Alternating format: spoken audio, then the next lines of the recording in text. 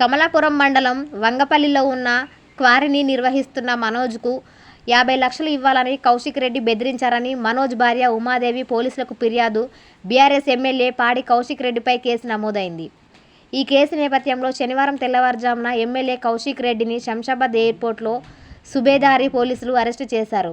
అక్కడి నుంచి వరంగల్లోని సుబేదారి పోలీస్ స్టేషన్కు తరలించారు. మరికొద్దిసేపట్లో ఆయన్ను కోర్టులో హాజరుపరిచే అవకాశం ఉన్నట్లు తెలుస్తుంది. కాగా కౌశిక్ రెడ్డి అరెస్టును బీఆర్ఎస్ నేతలు తీవ్రస్థాయిలో ఖండిస్తున్నారు. ఇందులో భాగంగా మాజీ మంత్రి హరీష్ రావు ఎమ్మెల్యే కౌశిక్ రెడ్డి అక్రమ అరెస్టును తీవ్రంగా ఖండిస్తున్నట్లు ప్రకటించారు. ఈ సందర్భంగా తన ఎక్స్ ఖాతాలో ట్వీట్ చేసిన ఆయన ఇలా రాసుకొచ్చారు. రాష్ట్రంలో పాలనను గాలికి వదిలేసి రాజకీయ కక్ష సాధింపు చర్యలకు పాల్పడడమే కాంగ్రెస్ ప్రభుత్వం పనిగా పెట్టుకున్నది. రైతుల నుంచి ప్రజాప్రతినిధుల వరకు కేసుల పేరిట అందరినీ వేధిస్తూ రాక్షసానందం పొందుతున్నది.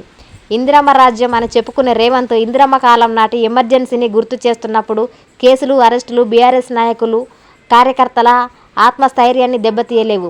ప్రభుత్వ వైఫల్యాలను నిలదీస్తాం. నమ్మించి నయవంచన చేసిన ప్రభుత్వం మోసపూరిత వైఖరిని ప్రజాక్షేత్రంలో ఎండగడతాం. అక్రమంగా అరెస్టు చేసిన కౌశిక్ రెడ్డిని వెంటనే విడుదల చేయాలని డిమాండ్ చేస్తున్నామని హరీష్ రావు రాసుకున్నారు.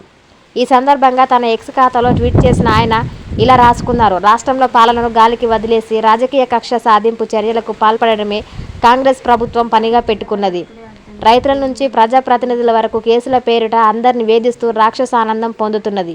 ఇందిరమ్మ రాజ్యం అని చెప్పుకునే రేవంత్ ఇందిరమ్మ కాలం నాటి ఎమర్జెన్సీని గుర్తు చేస్తున్నప్పుడు కేసులు, అరెస్టు